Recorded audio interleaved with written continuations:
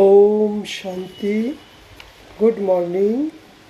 আজ 3/8/2024। বাবা বলছেন, মিষ্টি বাচ্চারা, এটা হলো বেহদের আনলিমিটেড স্টেজ, যেখানে তোমরা আত্মারা পার্ট বাজাতে এসেছো। এই পার্ট বাজানোর জন্য সবাই বন্ধনের মধ্যে বেঁধে আছো। এতে প্রত্যেকের পার্ট ফিক্সড আছে। কি বললো বাবা? यू है बेहद की अनलिमिटेड स्टेज जिसमें तुम आत्माएं पार्ट बजाने के लिए बंधी हुई हो। इसमें हर एक का पार्ट फिक्सड আছে। তার মানে কি? বেহদ মানে অসীম। দুনিয়ার কোনো নাটক যাত্রা যখন হয় একটা বিশেষ স্টেজ বানায়, ঠিক সেরকম এই পৃথিবীটা আমাদের অভিনয় করার জন্য রঙ্গমঞ্চ। এখানে আমরা আত্মারা ভিন্ন ভিন্ন রকমের পার্ট বাজাচ্ছি। এই পার্টে সকলের বাধা আছে, ফিক্সড আছে। কারোর সাথে কারোর পার্ট মিলে না, কারোর সাথে কারোর চেহারা মিলে না। ভিন্ন ভিন্ন পার্ট, ভিন্ন ভিন্ন নাম, ভিন্ন ভিন্ন দেশ, সব কিছু আলাদা আলাদা, কিন্তু প্রত্যেকের পার্ট ফিক্সড আছে। প্রশ্ন: কর্মাতীত অবস্থাকে প্রাপ্ত করার জন্য কি পুরুষার্থ করতে হবে? উত্তর: কর্মাতীত যদি হতে চাও তাহলে পুরোপুরি বাবার কাছে স্যারেন্ডার হয়ে পড়ো। যেমন ভক্তি মার্গে দেখিয়েছে যে পাঠা বলি, মুরগি বলি দেয়, উট বলি, গরু বলি দেয়। বলি মানে কি?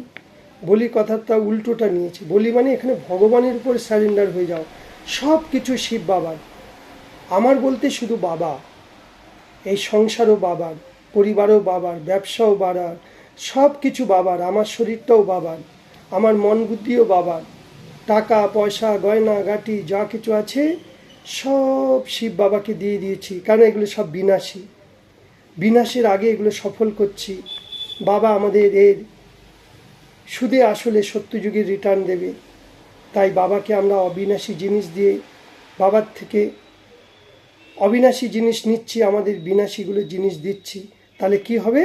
মোহ নষ্ট হয়ে যাবে, কারোর প্রতি কোনো মোহ থাকবে না, আকর্ষণ থাকবে না। তবেই আমরা কর্মাতীত হব। তাই এগুলো যদি সব দিয়ে দিই, বাবার কথা যদি বারবার মনে করি, তাহলে দুনিয়ার কথা আকর্ষণ আসবে না। তাহলে সব কিছু ভুলে তোমাদের কর্মাতীত হতে হবে। কিন্তু কর্মাতীতের আগে হবে ফরিস্তা। ফরিস্তার পরের স্টেজ কর্মাতীত। কর্মাতীত মানে কি? কর্ম করতেও কর্মের বন্ধন নয়, নির্বন্ধন। প্রত্যেকটি কর্ম বাবার শ্রীমত, বাবাকে সাথে রেখে যদি করি, তবেই আমরা কর্মাতীত অবস্থা প্রাপ্ত করব। যাদের ধন দৌলত, অর্থ সম্পত্তি, টাকা গাড়ি বাড়ি আছে, তাদের কর্মাতীত হওয়া মুশকিল আছে। কর্মাতীত হতে পারবে না, কারণ তাদের বুদ্ধি ওখানেই ফেসে আছে। এই জন্য বাবাকে বলা হয় গরিব নিবাস বাবা। বাবা গরিবদের উদ্ধার করতে এসছেন। গরিব বাচ্চারাই তাড়াতাড়ি ভগবানের কাছে স্যারেন্ডার হয়ে যায়। যেমন সুদামার মিশাল। সুদামা এক মুঠি চাল দিয়ে রাজমহল নিয়েছিল। ঠিক আমরাই সেই আত্মারূপী সুদামা। কিন্তু বড় লোকেরা যদিও বা জ্ঞান শোনে, কিন্তু তারা তাদের বুদ্ধি কোন দিকে থাকবে? ধন দৌলত অর্থ সম্পত্তির পিছে। আর আমরা গরিব নিবাস বাবা, গরিবদের জন্য এসছে। তাই আমরা সব কিছু ভুলে আমরা বাবাকে স্মরণ করি। কাজের মধ্যে দিয়েও বাবাকে স্মরণ করি। বাবা বলছে, বাবা যেরকম ভালোবাসার সাগর, আমাদেরকেও সেরকম সবাইকে আত্মিক ভালোবাসা দিতে হবে। বাবা আত্মাদের ভালোবাসে। এই রকম আত্মিক ভালোবাসার মূর্তি হয়ে যাও, সাগর হয়ে যাও। সবার থেকে প্যার সে কামলো, ক্রোধ করে নয়, রাগ করে নয়।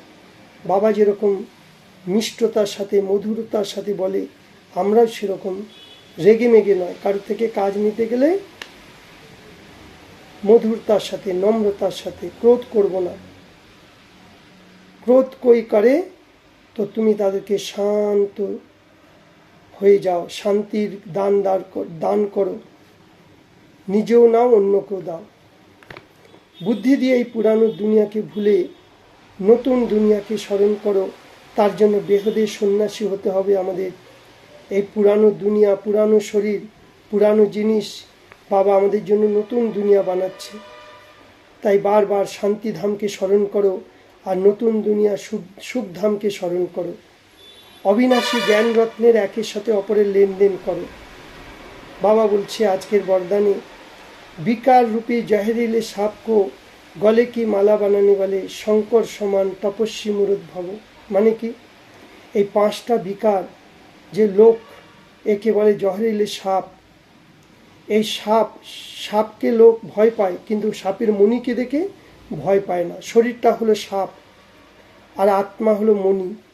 তাই এই সাপ যোগী বা প্রয়োগী আত্মাদের জন্য গলার মালা হয়ে যাবে। মানে কি, আমরা এমন তপস্যা করব বাবার সাথে যে 5টা বিকার আমাদের গলার মালা হয়ে যাবে। তাই বিষ্ণুকে দেখিয়েছে পঞ্চনাগের উপর শুয়ে আছে বিষ্ণু। তার মানে কি, বিষ্ণু মানে কি বিষ, বিকারগুলো বিষগুলোর উপর আমরা বিজয় প্রাপ্ত করে তাদেরকে সেবাধারী বানিয়ে দিয়েছি। তাই বাবা বলেছে এই ব্রাহ্মণ অথবা ব্রহ্মা বাপকে অসরেরই তপস্বী শঙ্কর স্বরূপকা হলো তোমাদের ইয়াদগার, তাই তোমাদেরকে পুজো করে। তাই শঙ্করকে, আমরাই সেই শঙ্কর। আমরা তপস্বী মূরত হয়ে শিব বাবাকে স্মরণ করছি অশরীরী হয়ে। দ্বিতীয়, এই সাপ খুশিতে নাচতে থাকে। যখন ডুগডুগি বাজাও দেখবে সাপ নাচতে থাকে। তার মানে আমরা কি, যখন আমরা শিব বাবার কথাগুলো শুনি, মনে মনে চিন্তন করি, তা আমাদের মন আনন্দে বিভোর হয়ে যায়। এই স্থিতি স্টেজকে রূপ में देखिए। আমাদের স্থিতি কী করে তৈরি হয়? স্মৃতি। শ্রেষ্ঠ চিন্তন করলে শ্রেষ্ঠ স্মৃতি তৈরি হবে, কিন্তু আমরা বিস্মৃতি হয়ে গেছি। তাই বাবার মুরলি রোজ শুনতে হয়। যত মুরলি শুনি তত স্মৃতি ফিরে আসে। তাই বলছে বাবা, এই স্থিতি স্টেজ রূপে দেখিয়েছে। তো যখন তোমরা বিকারীর উপর সম্পূর্ণ বিজয় প্রাপ্ত করো, তখনই তোমরা তপস্বী মূরত আর প্রয়োগী আত্মা হয়ে যাবে। স্লোগান, जिनका স্বভাব মিঠা শান্তচিত, সেই ক্রোধরূপী ভূতের উপর যুদ্ধ করবে না, বিজয়ী